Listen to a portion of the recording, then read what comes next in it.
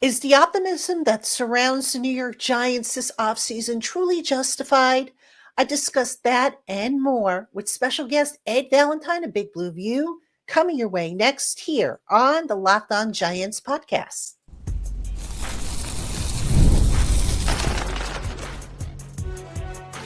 You are Locked On Giants, your daily New York Giants podcast, part of the Locked On Podcast Network, your team every day. Today's episode of Locked On Giants is brought to you by Game Time. Download the Game Time app, create an account, and use the promo code Locked On NFL for $20 off your first purchase.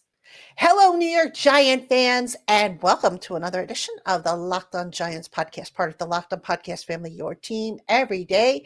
I'm your host, Patricia Traina, credential member of the New York Giants media for Locked On, as well as for New York Giants on SI, which is where you can find all of our written work. And as always, we welcome on in our Blue Crew community members, our everydayers, our newcomers, and everybody in between. And thank you for spending part of your day with us here on the Locked On Giants podcast. And on today's show, I've got Ed Valentine of Big Blue View. We're through the OTAs, but we still have mini camp coming up. Mini camp kicks off Tuesday, runs Tuesday and Wednesday for the media. And then we have a nice, but quick probably, multi-week break. And Ed, lots to talk about, but it's been a very interesting spring, I think, for this New York Giants team. Yes, it most definitely has, Patty. Nice to see you. Thanks for having me on the show again. Always somehow these appearances with you, they always turn out to be enjoyable. Let's put it that way. and it's always been we do my show, you do your show, sort of like what the Giants and Jets are doing this summer. One day they're at Giants and one day they're at Jets. So they copied us. I'm convinced. I know. See, it's we got a good thing going here, and people are finally starting to figure it out, Patty. Yeah, but at least you and I don't get into fisticuffs like they do there, though. So no, anyway, we have our own ways of trading punches. Yes, we do. But anyway, on today's show, we're going to talk about what we have learned so far from the OTAs and basically the offseason. Again, mini camp is coming up. It's going to be 2 days. They're going to kind of try to put some of this stuff together. But Ed, let's start off with a general impression. What have you taken away from the OTAs and just the whole offseason and building up this roster? Well, it's interesting, Patty. It's an optimistic offseason.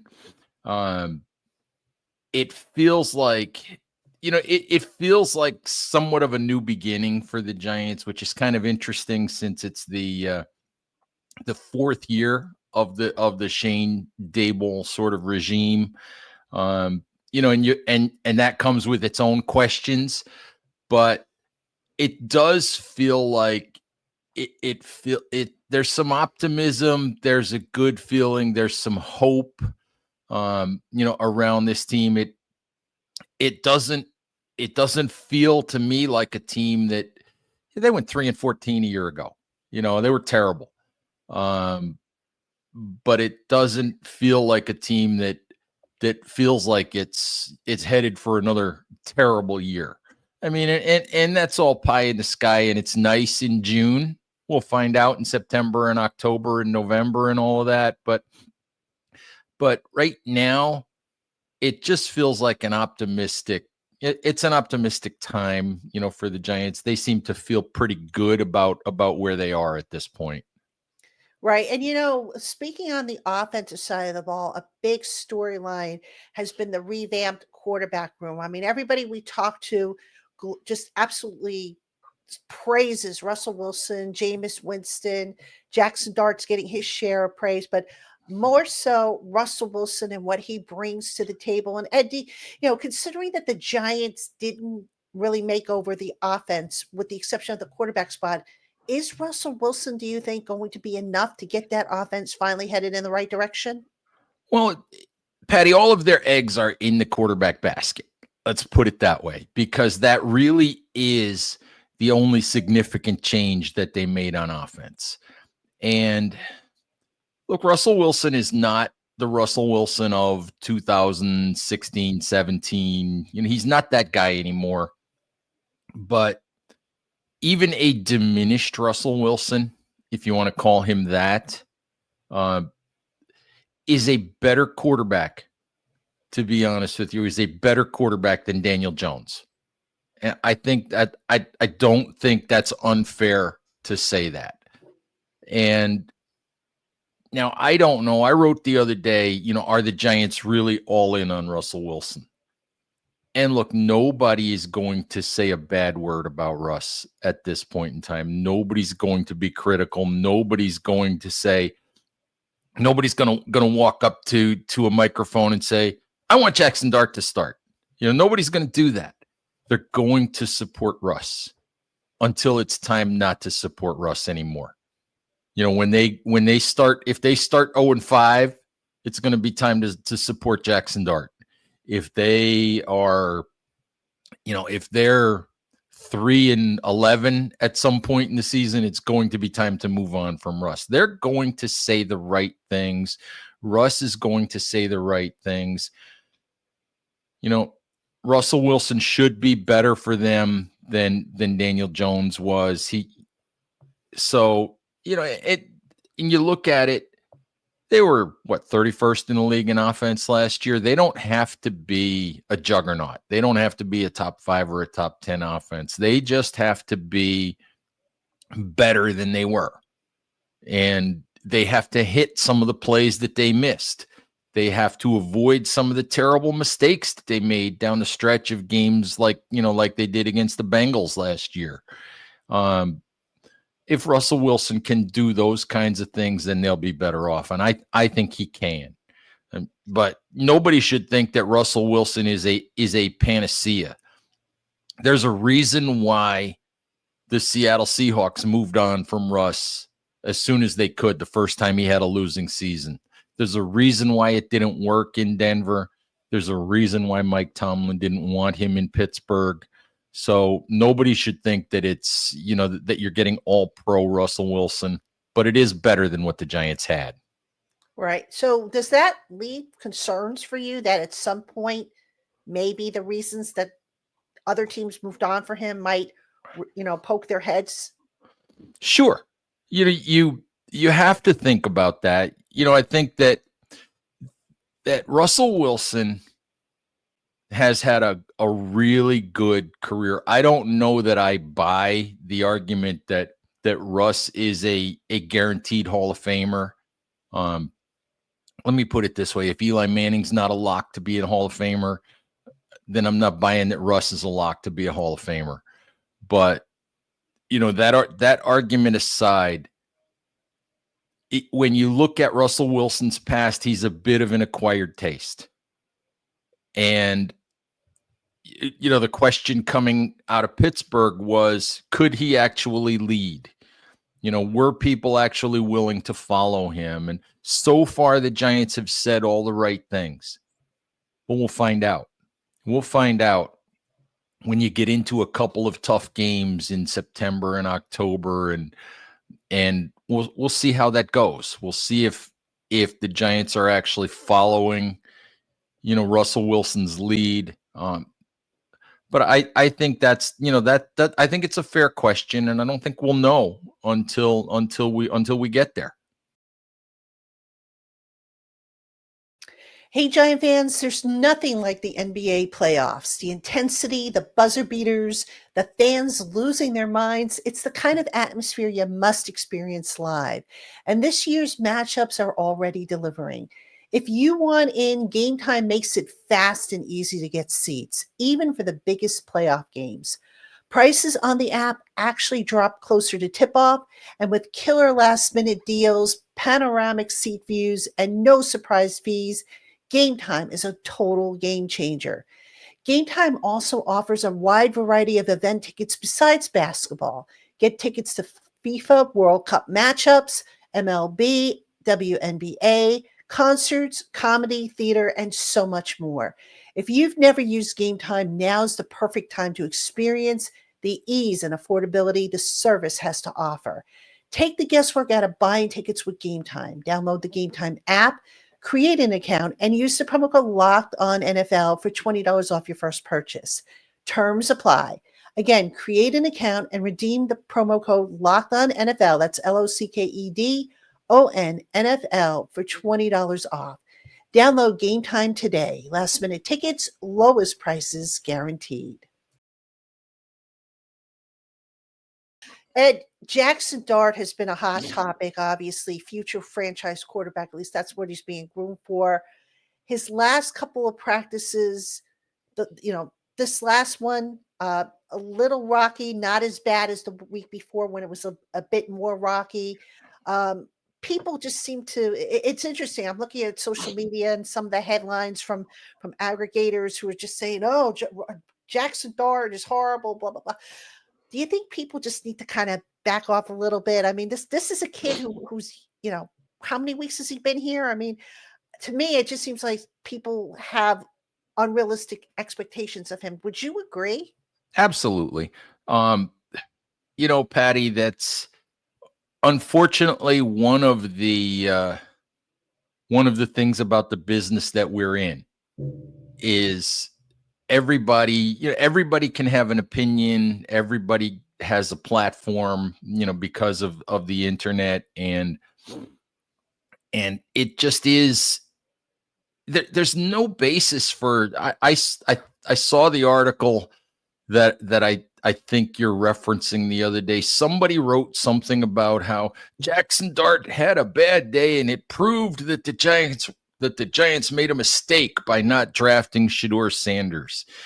And I'm sorry, that's about the most ridiculous thing that anybody could ever write. It's so silly to make that sort of a claim, especially when you haven't seen it yourself. But it's also silly to make that sort of a claim in the OTAs of a guy's rookie season when he's never done anything but practiced in shorts. Jackson Dart, when I look at Jackson Dart, to me, he's given the Giants reason for optimism. He's not going to be perfect. You and I have both seen flaws. And I didn't see practice on Thursday. I was not able to be there, but I did see the first two OTAs. I did see rookie mini camp. And he's made some marvelous throws. The last practice I was at, he threw a couple of really bad interceptions as well. But Eli Manning, and again, you were probably there at Eli Manning's first practice of his rookie mini camp. The story goes, Eli, I don't think Eli could have hit the broadside of a barn that day, and things worked out just fine. There's a lot to like about Jackson Dart. He's shown us a lot to like. Hasn't played a game yet. Hasn't practiced in pads. Hasn't had a joint practice much less played in a preseason game. So give it a rest. Let the process play out. Make your judgment in about 2027 or so, or 2028, somewhere around there. How many years did it take us? Go back to Eli. I don't think anybody was convinced that Eli Manning was the right quarterback for the Giants until the playoff run of 2007. The end of his fourth year in his career. So it takes time. Don't be making judgments now, especially when you haven't even seen the guy play. Right, absolutely. Ed, what is your biggest concern right now about the offensive side of the ball? Well, I guess you always come back to the offensive line, Patty. I'm not going to I'm not going to make a whole lot out of Malik Neighbors and his his quote unquote toe injury at this point, because my guess is as you and I record this show, it's Saturday afternoon, which tells our listeners and our viewers just a little bit about what kind of lives we both have. We're recording this show on a Saturday afternoon. Dedication, man. Dedication. There you go. Either that or it's just a rainy, miserable day, which it actually is. Oh. But what I was going to say, my point is, I would venture a guess that if the New York Giants had a football game on Sunday, Malik Neighbors would be in uniform and would be playing. Yeah. So I'm not going to make a mountain out of his toe injury at this point, but it's always offensive line, Patty, and I think the Giants are starting in a better place than they have for a while. But there are still questions. Greg Van Roten is 35 years old, and he was okay last year, but not great. How long can he continue to play at a reasonable level? Can Evan Neal be a help at guard? The health of Andrew Thomas, who we haven't seen on the field yet, is still a question. The Giants tell us things are good with Andrew Thomas, but I don't know that we've even seen him take a rep during individuals on the field yet. So until we see it, you have to wonder about it. So it's always offensive line, Patty. You go back to Russell Wilson, and I said Russ is not the guy that he was in 2017. Russ can still throw the moon ball.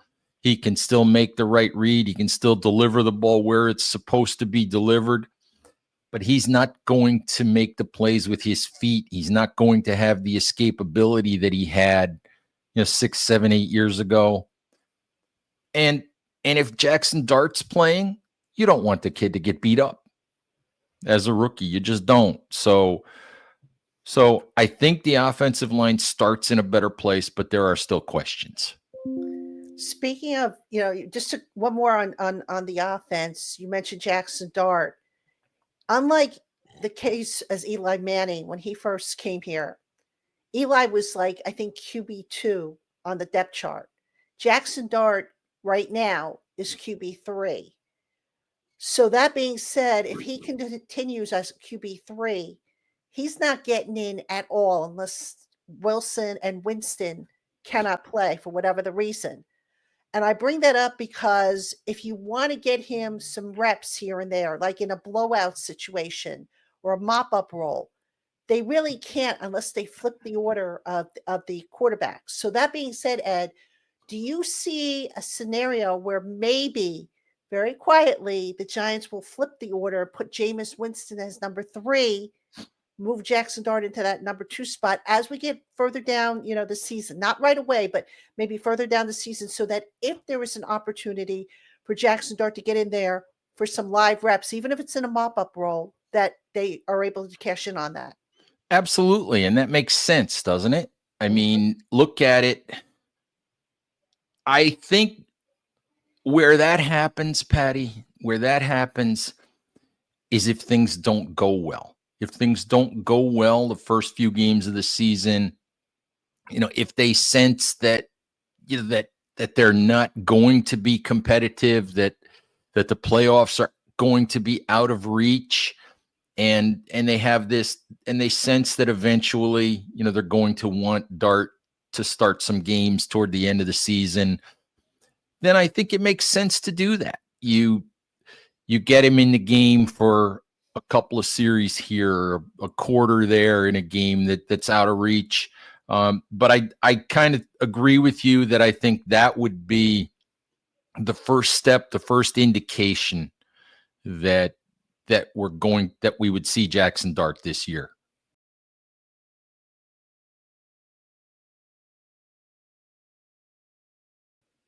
All right, Ed, now let's talk about the defensive side of the ball. Now, Shane Bowen, unlike last year, he only got Brian Burns really to speak about.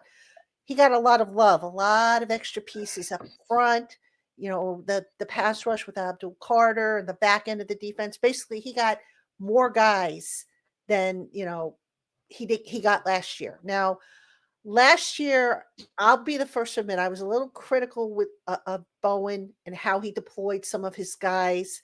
I felt that he was jamming square pegs into round holes. But that being said, to be fair, I don't know that he had everything he necessarily needed to run his defense. That being said, now, do you feel that we're going to see more of Bowen's defense and it's going to run a little bit smoother now that he has all this talent? or are there still concerns in your mind about what he's been doing and what he has? Well, I think, Patty, first of all, did you notice when we talked to Shane a couple of weeks back during OTAs, he sort of bounced into the media availability with a big smile on his face, really, really jovial, really happy. And I'm like, I don't think I saw that version of Shane Bowen all of last year. And he's got a lot of toys to play with. He's got a lot of reasons to feel good. He's got a lot to be happy about. And look, I don't blame anybody because I have the same kinds of questions in regards to Shane Bowen. Can he be flexible enough? Is he the right guy to take all of these pieces and use them in a creative way and be able to move those chess pieces around and get Abdul Carter and Kayvon Thibodeau and Brian Burns on the field in situations that are advantageous to all of those guys? Can he get better play out of Deonte Banks? Can he use all of these pieces that he's been handed? And the question is it Shane Bowen's defense or is it a New York Giants defense where he looks at these pieces and says, I have to evolve. I have to be more flexible. I have to be willing to use, Tay Banks and Paulson Adebo in more man-to-man situations because that's what both of them do best. I have to be creative to get these three elite pass rushers, that I now have on the edge on the field. And I think it's an open question. I think we'll see more creativity from Shane Bowen, but I think this year's going to tell us if he can be creative. And I think that's the big challenge because he's got all the pieces. So, and I'm not saying that this is all of a sudden going to morph into a top 5 defense, but, because we haven't seen it play, and I think that's an unfair expectation to put on it. But the potential is there for it to be really good. And that's the big challenge is what we see from Bowen in terms of flexibility. What part of the defense still concerns you? I don't know that there's a part of the defense in terms of positionally that concerns me, but I still think you have to look at this defense as a whole and figure out, the big hole in that defense last year was run defense and was what happened when Dexter Lawrence was off the field. And for me, that's what I want to see. They've got a lot of new pieces on that defensive line. They've got Abdul Carter, as a front 7 piece. I want to see if they can defend the run. I want to see if all of those pieces can do what they hope it will do and give them a fighting chance when Dexter Lawrence is off the field. Ed, with the mandatory minicamp coming up, I think a big storyline, a broad scale storyline has been the optimism. Do you feel at this point that the optimism is warranted, or do you feel that maybe it's being a little over exaggerated at this point? That's hard to say, Patty. I think if there wasn't optimism at this point in the year, that would be a problem. I feel like I did a position by position review of the roster, after the draft and as the Giants got into OTAs. And I feel like you can make the argument that this is a better roster across the board. That you can make even like at a position like off-ball linebacker where it's the same players with the addition of Abdul Carter if they happen to use him that way. I feel like you can make the argument that every position on the roster has the potential to be better than it was a year ago. I mean, that said, are we talking about better as in 6 wins, or are we talking about better as in 8 or 9 wins? So we'll see. But I think if there wasn't optimism right now,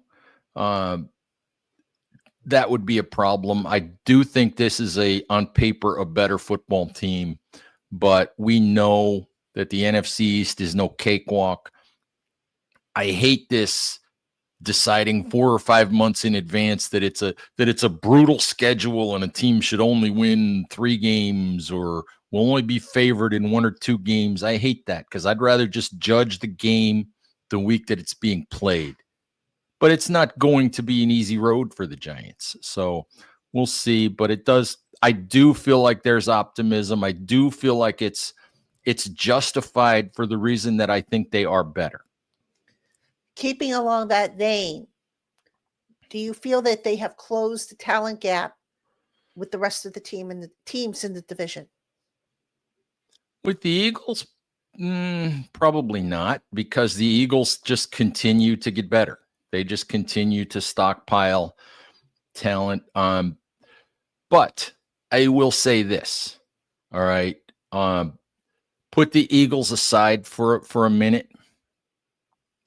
The Giants lost 2 games to the Commanders last year by a total of 8 points. All right. Don't tell me that the 2 games against the Commanders in 2025 are guaranteed losses. All right. They lost 2 games to the Cowboys by a total, I think, of 11 points. Don't tell me they can't beat the Cowboys at least once this coming season. Because you look at those games and they come down to 1 or 2 plays.